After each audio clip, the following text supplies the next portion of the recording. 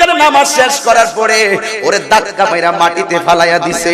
এইভাবে যখন মাটির মধ্যে ফালাইয়া দিছে, ইমাম হুসাইন এইভাবে শুইয়া গেছে, গলার ভিতরে ছুরিটা চালাইয়া দিছে। এই গলার ভিতরে আর ছুরি ঢুকে না। ইমাম হুসাইন কয়, আমার গলায় জিন্দেগিতে ছুরি ঢুকবো না, কারণ আমার নানা জান আমার গলার ভিতরে হাজার বার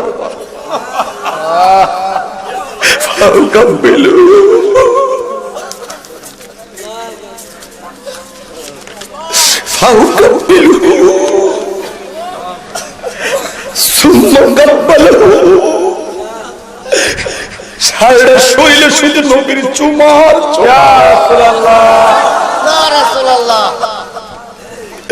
আমার সবাই করতে পারবে না, মুখটার মাটির ভিতরে ঢুকাইয়া দিছে।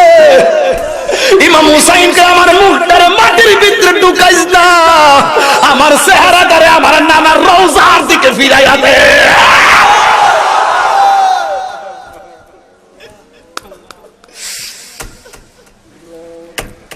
হই রে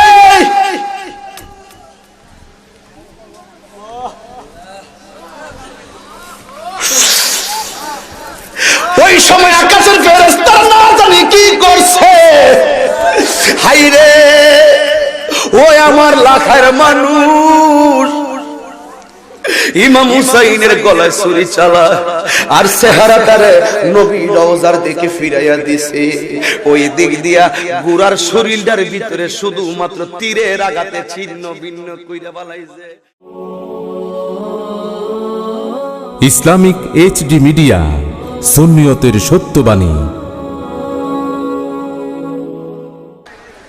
অসংখ্য আয়াত মুবারক থেকে এক টুকরো আয়াত আমি আপনাদের সামনে তেলাওয়াত করেছি। আল্লাহ যেন মাহফিল কমিটিরা আমাকে যে বিষয় দিয়েছেন, এই বিষয়ের উপরে সীমাবদ্ধ থেকে গঠনমূলক কিছু কথা আপনারা আমার হেদায়েতের জন্য বলার তৌফিক দান করে সকলে বলুন আমিন। গভীর মনোযোগ নীরব থাকবেন। আমি মেইন জায়গায় নিয়ে যাব, মূল কথায় নিয়ে যাব। আমার সাথে সাথে আপনারা বলেন, বন্ধুরে আমার ও যুবক ভাইরা। ইমাম হুসাইনকে ইমাম মুসলিমের মেয়েটা ডাক দিয়া কয়, ইমাম হুসাইন গো, কোনদিন তো আপনি এমন ভাবে আদর করেন নাই, আজকে কেন আপনি আমাদেরকে এমন আমাকে আদর করেন? এরা কি আমার আব্বা জান দেখি মাইরা বালাইছে? ইমাম হুসাইন ডাক দিয়ে কয়, এ শুনো, বিয়াদবরা মুনাফিকি করিয়া তোমার আব্বা জান রে মাইরা বালাইছে, আমি আর সামনে যাইতাম না। এই লাইটটা বন্ধ কইরা দে, রাতের বেলা হয়ে গেছে, লাইটটা বন্ধ কইরা দিলেন। আকাশের ভিতরে চাঁদ নাই, চাঁদের আলো নাই, একেবারে অন্ধকার। ইমাম হুসাইন মনে মনে ভাবে, গো আমি পাঠাইছি প্রতিনিধি বানাইয়া, ইমাম মুসলিম রে মাইরা ফালাইছে। ওর দুইটা সন্তান, একটার নাম মুহাম্মদ আর একটার নাম ইব্রাহিম, এই দুইটা সন্তান রে ওরা মাইরা ফালাইছে। নির্মম ইতিহাস। ইমাম হুসাইন কয়, আমি আর সামনে যাইতাম না, তোরা যদি মনে করো আমার কারণে ওরা মারা গেছে, আমি লাইটটা বন্ধ করে দিলাম। তোমরা যারা যাইতে চাও রাতের বেলা চলে যাও, আমার সাথে কেউ না থাকলেও আমার কোনো আপত্তি নাই। এবার রাতের বেলা তাঁবুর ভিতরে সবাই নিরিবিলি বসছে গো। ইমাম হুসাইন ডাক দিয়া বলেন, যারা মনে চায় তোমরা চলে যাও, কিন্তু রাত্র গভীর হইয়া গেল, সকাল বেলা হইয়া গেছে গো, সকাল বেলা সূর্য উঠে গেছে। আল্লাহর কসম, আল্লাহর কসম, ইমাম হুসাইন বলছে যারা চলে যাবার চলে যাও, চলে গেলে আমি কোনো রাগ করব না।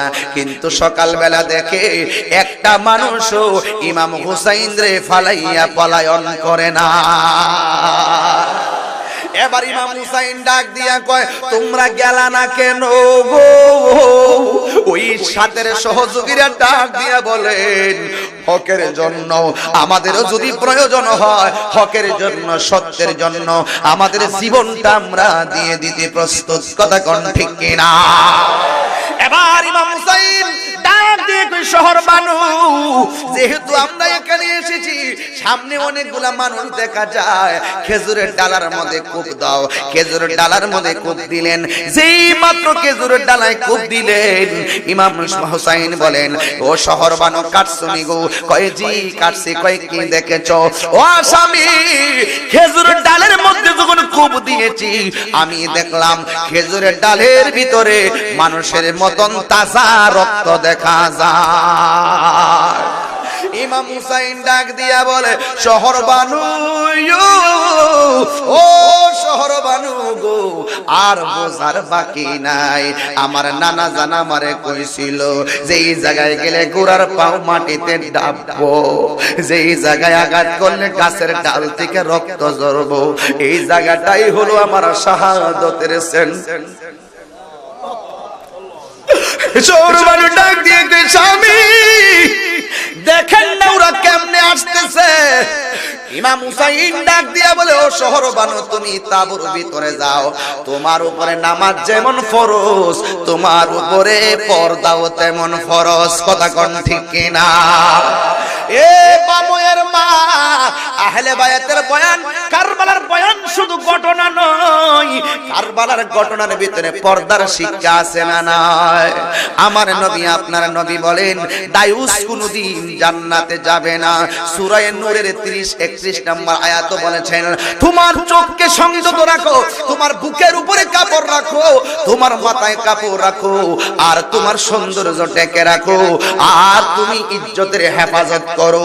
এই জন্য মা, ইমাম হুসাইন ডাক দিয়ে, ও শহর বানু, তুমি তাঁবুর ভিতরে যাও। এবার তাঁবুর ভিতরে শহর বানু চলে গেল। হযরতে ইমাম কাসেম আসলেন, জিহাদের ময়দানে গেলেন। হযরতে কাসেম শহীদ হইয়া গেল। এরপরে হযরতে ইমাম আলী আকবর আসলেন, ইমাম আলী আকবর শহীদ হইয়া গেল। হযরতে আব্বাস আসলেন, হযরতে আব্বাস শহীদ হইয়া গেল। এক একজনের ঘটনা আধা ঘন্টা 40 মিনিট করে আমি আস্তে আস্তে করে কেটে দিলাম। আমি কারবালার শেষ দিকে চলে যাব আপনাদেরকে নিয়ে, যদি সুযোগ পাই হানিফা পর্যন্ত ইনশাআল্লাহ যাব, রাজি আছি না নাই? এ বন্ধুরে, ইন দি মিন টাইমে ওই হুসাইন ডাক দিয়ে কই, শহর বানু আয় আয়, আমার বোনটা কোথায়? ভাই বরদন, রক্তের বাঁধন। যদি কেউ কোনো বোন বিয়ে দিয়ে থাকো, মাঝে মাঝে বোন জামার বাড়িতে যাইবা, দেখবা বোনের মনটা অনেক বড় হয়ে যায়, বোনটা অনেক প্রশংসা করে। ইমাম হুসাইন কারবালার জমিনে বোনটারে ডাক দিয়ে কয়, বোন, ওই বোনের নাম হলো জৈনব। এ জৈনব, সবাই একে একে শহীদ হইয়া গেল, আমি তোমারে দুইটা কথা বলে দিয়া যায়। ওই কি কথা বলবেন? আমি যদিও শহীদ হইয়া যায়, কিন্তু আমার সন্তান জয়নালকে কোনোদিন কষ্ট দিস।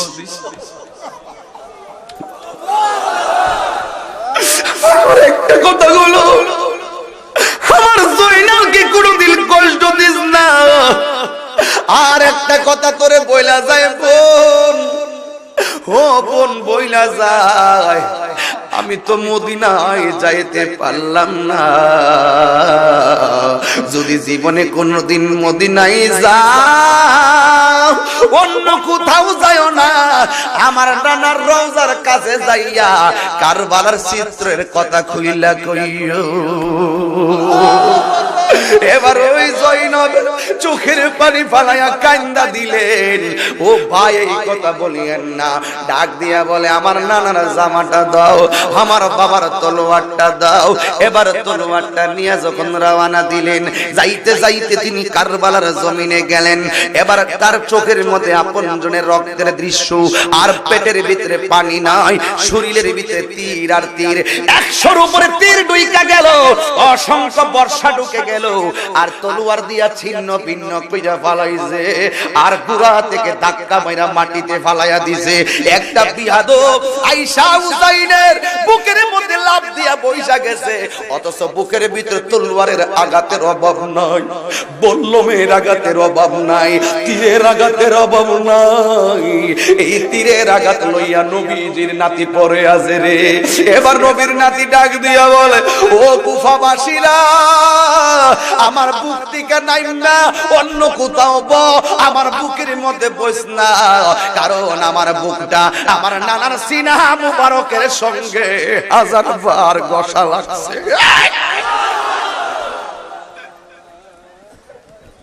ইমাম হুসাইন ডাক দিয়ে কই, আমার বুক থেকে তুই নাই মাজা। এই আল্লাহু আকবার জোরে কর। বিয়া তোমরা ধাক্কা মাইরা ফালাইয়া মুখের সামনে আইনা পানি দিয়ে পানি খাইবানি। ইমাম হুসাইন কয় আমি পানি খাবো না, আমার জন্য আমার আল্লাহর শাহাদতের পানি অপেক্ষা করতেছে। এই আওয়াজে মানি না জুড়ে দিলটা নরম করে বলো সুবহানাল্লাহ। যেই মাত্র গলার ভিতরে ছুরিটা চালাইবো, ইমাম হুসাইন ডাক দিয়া বলে রে আমারে মারবি কোনো অসুবিধা নাই, শুধুমাত্র আমার 2 রাকাত নামাজ পড়ার সুযোগ দাও, 2 রাকাত নামাজ পড়ার সময় দাও। অথচ গায়ের ভিতরে 100-র উপরে তীর আর তলোয়ারের আঘাতে ছিন্ন ভিন্ন হয়ে গেল। এরপরে তো আমার 2 রাকাত নামাজ পড়ার সময় দে। ও সুন্নি মুসলমান দেখ, জীবন চইলা যাইতাছে, গায়ের ভিতরে রক্ত আর তীরের আঘাত লইয়াও নামাজটা ছাড়ে না। তোদেরকে বুঝাইয়া গেছে আমার নবীর মেরাজ হইছে লামকানে, আর উম্মতের মেরাজ হইব নামাজের মুসল্লা।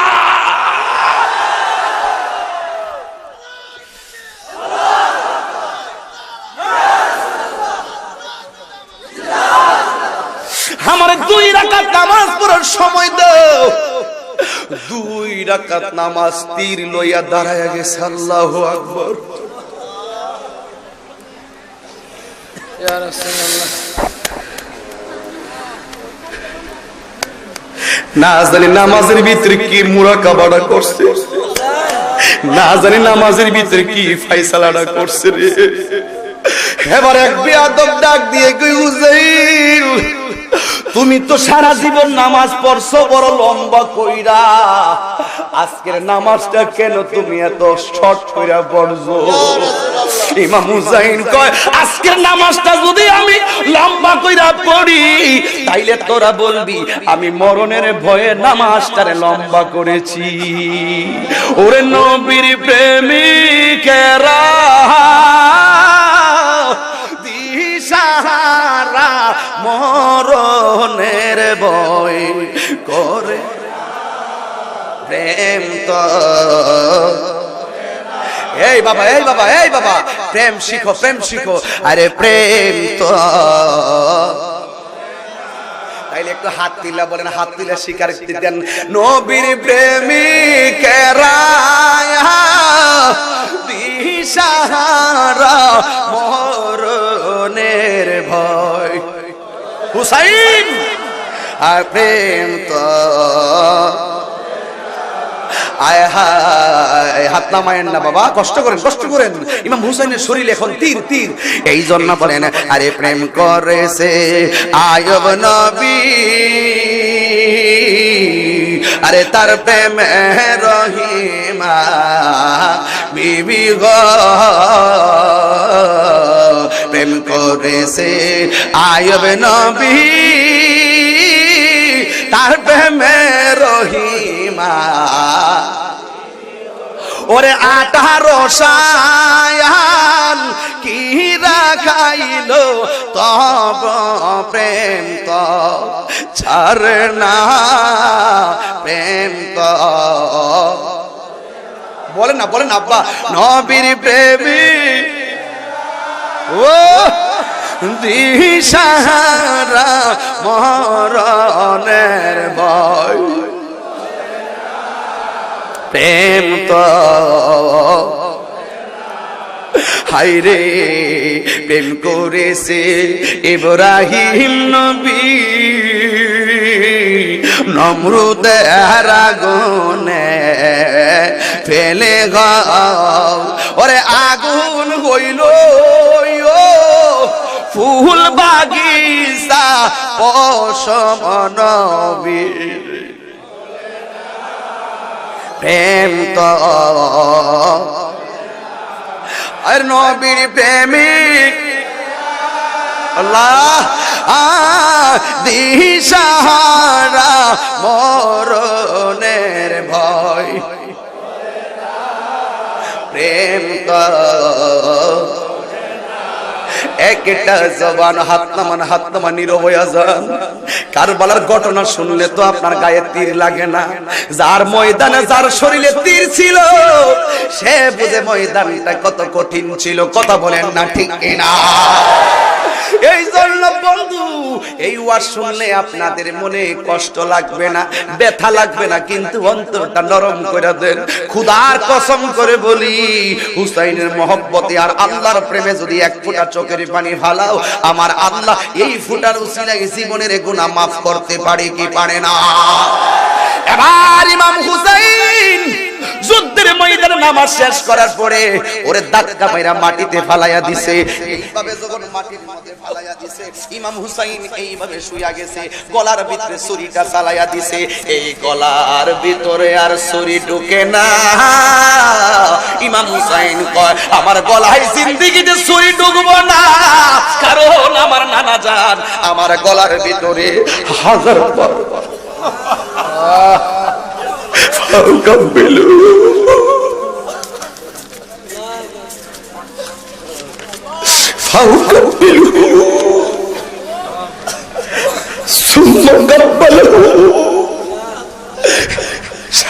শৈলে শুধু নবীর চুমার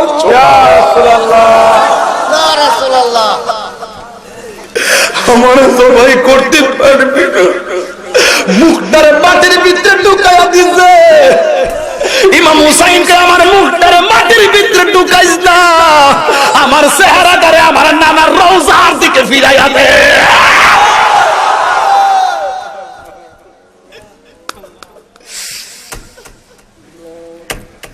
হই রে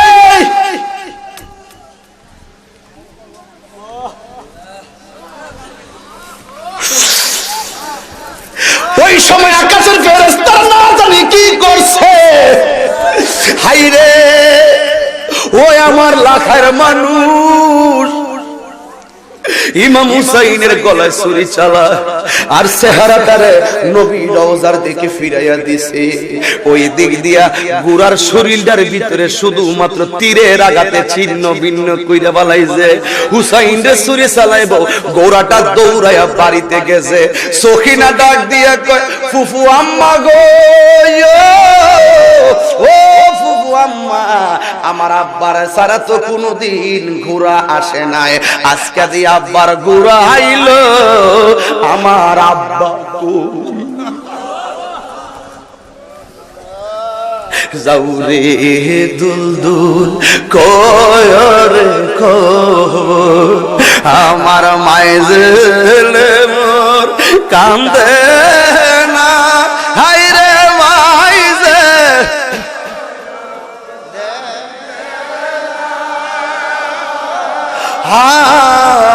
তোমার হুসেন যায় গো রনে, কারবালাতে পানি না।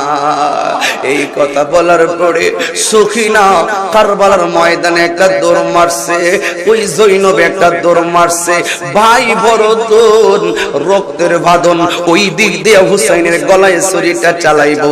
হুসাইনের চোখের মধ্যে বারবার একটা চেহারা ভাসতেছে, ময়ূরো না ময়ূরো না রে জৈনা।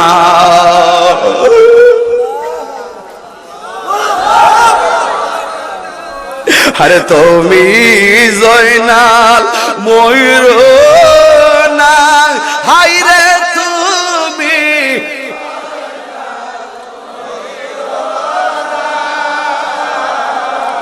তুমি জয়নাল মারারে গেলে নবীর বংশ থাকবে না। আরে তুমি জয়নাল মারার গেলে নবীর বংশ থাকবে না।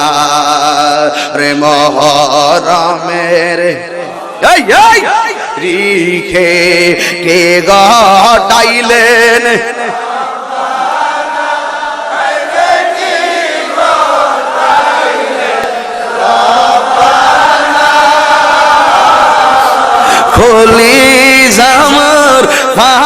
হারিয়ে যাই রে, বলিতে তার ঘটনা।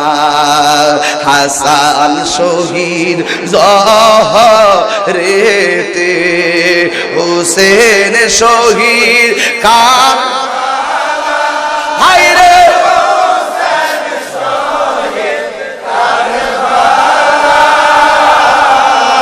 জয়নাল আবেদিন বন্দির হইল এজিদারো জেলখানা। মহরমের মাশাআল্লাহ, আল্লাহু আকবার, কে ঘটাইলেন হায় রে,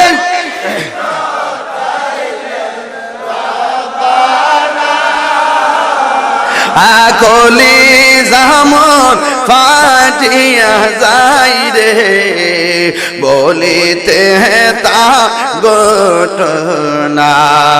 একটা জবান বন্ধ রাখবেন না, চিৎকার মেরে কন্যা আল্লাহু আকবার। এই আওয়াজে মানি না, জবানটা খুইলা বলো ইয়া রাসূলুল্লাহ। ও বন্ধুরে আমার, ইমাম হুসাইন কারবালার জমিনে গলার ভিতরে ছুরিটা চালায়। এই বাবা, এই যে এই বাবা, ইয়া উম্মে সালমা ইজা তাহাওয়ালাত হাযিহি তুরবা দামান ফালামি আন্না ইবনি কাদ কুতিলা। উম্মে সালমা বলেন, আমি ওই দিন রাতের বেলা স্বপ্ন দেখলাম, আমি দেখলাম আমার নবী আমার ঘরে আয়েশা হাজির হইছে। আয়েশা ডাক দিয়া কয়, উম্মে সালমা গো, তোমার কাছে যে মাটিগুলা দিছিলাম, এই মাটিগুলার খবর লইছনি? এবার উম্মে সালমা বলে, ইয়া রাসূলুল্লাহ, জীবনে কত আপনার চেহারা মোবারক দেখেছি, এত চেহারাই তো মাটি মোবারক দেখি নাই। আপনার চুল মোবারকে কেন মাটি দেখা যায়? আপনার দাড়ি মোবারকে কেন মাটি দেখা যায়? আমার নবী ডাক দিয়ে কই, উম্মে সালমা, মাটির খবর নাও পড়ে, আগে দেখো না বোতলের মাটির অবস্থা কি। উম্মে সালমা বলে, নবী গো, আগে বলেন না আপনার মাথায় কেন মাটি দেখা যায়, দাড়ি মোবারকে কেন মাটি মোবারক দেখা যায়? আমার নবী ডাক দিয়ে বলে, উম্মে সালমা,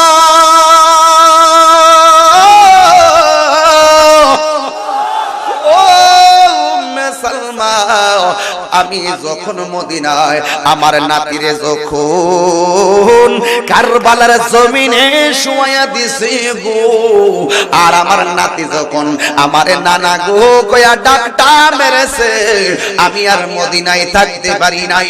আমার হুসাইন বুকের মধ্যে জড়াইয়া কারবালার ময়দানে যে গড়াগড়ি খাইছি, আমার গায়ে কারবালার মাটি লাইগা রইছে।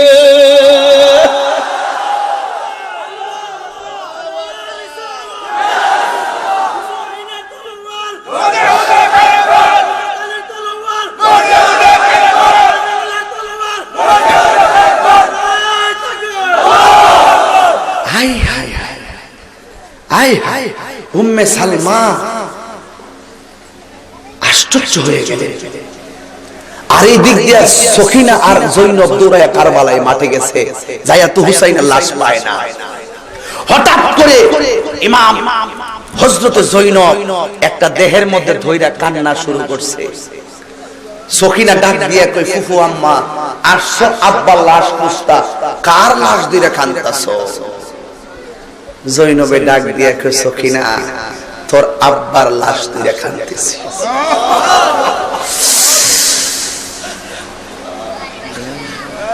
ফুফু, এটা যদি আব্বার লাশ হইব, তাহলে আমার আব্বার কেল্লাটা কই?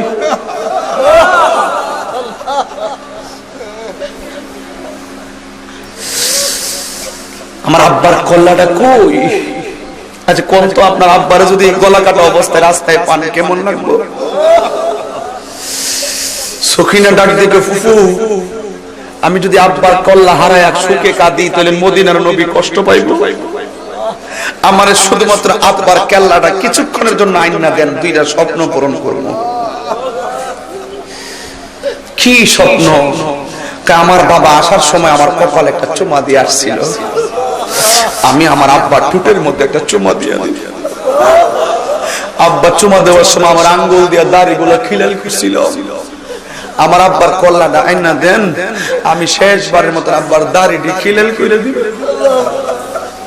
ওই দিক দিয়ে এক বিয়াদব কল্লাটারে লইয়া এইভাবে রাস্তা দিয়া লয়ে যাইতেছে। বর্ষার মাথার মধ্যে হুসাইনের কল্লা। যায়েদ ইবনে আরকাম বলেন, আমি দেখতেছি কল্লাটা বর্ষার মাথায়, কিন্তু তাদের ভিতরে কে যেন কোরআন শরীফ পড়তেছে। তো আমি দেখলাম যে কাফেলা ইমাম হুসাইনের কল্লা লয়ে যাইতেছে তাদের ঠুটও লড়ে না। আমি লাস্টে দেখলাম ইমাম হুসাইনের কল্লা মোবারক থেকে কোরআনের আয়াত তেলাওয়াত শোনা যাইতেছে।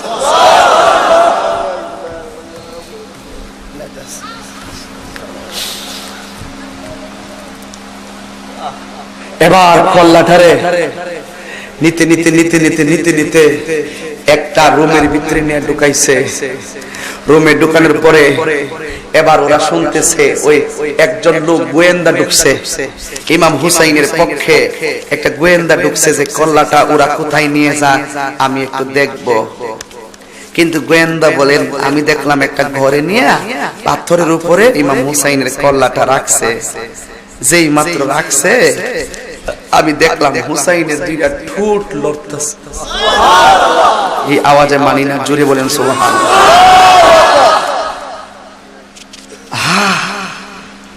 ঠোঁট লড়তেছে, মস্তক থেকে আওয়াজ আসতেছে, ইন্না কাতলাল হুসাইনি কানা মিনহু আজাবা। নিশ্চয়ই হুসাইনের হত্যা তার চেয়ে আর বেশি বিস্ময়কর আশ্চর্যজনক। আজাবা মিন আসহাবিল কাহফে কাতিলি ওয়া আমিরি। আসহাবে কাহফের ঘটনার চেয়েও আর বিস্ময়কর আমাকে হত্যা করা এবং তীরবিদ্ধ করা। নাউজুবিল্লাহ সূরা বলেন। অত্যাচার করতে করতে করতে করতে যখন ধৈর্যের চরম সীমা অতিক্রম করে তখন কিন্তু স্বয়ং আল্লাহ তাদের উপরে ডাইরেক্ট গজব দেয়। কথা বলেন ঠিক কিনা বলেন? এতক্ষণ গলা কাটছে, এদেরকে কিছু করে নাই। এতক্ষণ ওরা গান গাইছে, কিছু করে নাই। এখন যখন দেখতেছে কল্লাটা ভিতরে নিয়ে হুসাইনের কল্লা মোবারকের চতুর্পাশে ঘুরে ঘুরে ওরা মদ পান করতেছে, তখন আমার আল্লাহর আর সহ্য হয় নাই। আমার আল্লাহ ওই অন্ধকার ঘরের ভিতরে একটা লোহার কলম ঢুকাই দিয়েছে।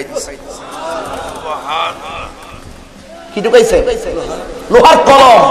ওই কলমটা এসে হুসাইনের কল্লাটা যে মাথায় রাখছিল, ওই কল্লাটা এসে ওই পাথরের মধ্যে তার মুখটা লাগছে। মুখটা লাগে লেখা শুরু করছে। আমাদের দুনিয়ার কলমের ভিতরে যে কালি, ওই কলমের ভিতরে ওই কালি নয়। হাদিস শরীফের মধ্যে পেয়ে গেলাম, রিওয়ায়াতে পেয়ে গেলাম, ওই কলমের ভিতরে শুধু তাজা রক্ত।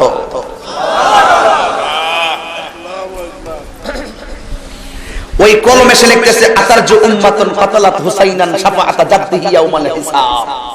কলম লিখতেছে, আজকে যারা হুসাইনকে শহীদ করেছো তোমরা কিভাবে আশা করো হুসাইনের নানা তোমাদের জন্য সুপারিশ করব? যখন ওরা কল্লা মোবারক নিয়ে এইভাবে যখন চতুর্পাশে ঘুরতেছে আর ঘুরতেছে আর গান গায় আর মদ খায়।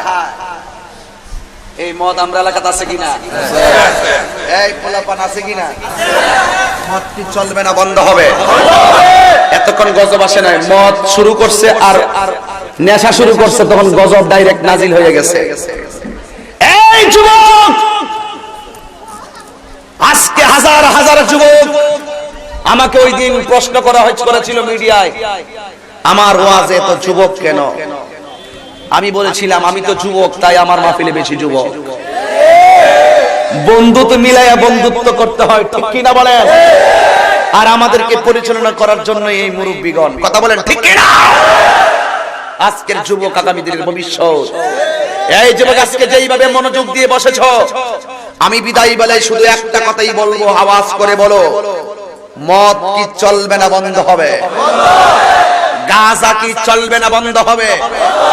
ইয়াবা কি চলবে না, বন্ধ হবে? ফেন্সিডিল কি চলবে না, বন্ধ হবে? ড্যান্ডি কি চলবে না, বন্ধ হবে? এটা কি মুখের কথা না অন্তরের কথা? হাত তোলেন, হাত নামান, হাত তোলেন, হাত নামান, হাত তোলেন, হাত নামান। সত্যি বললেন?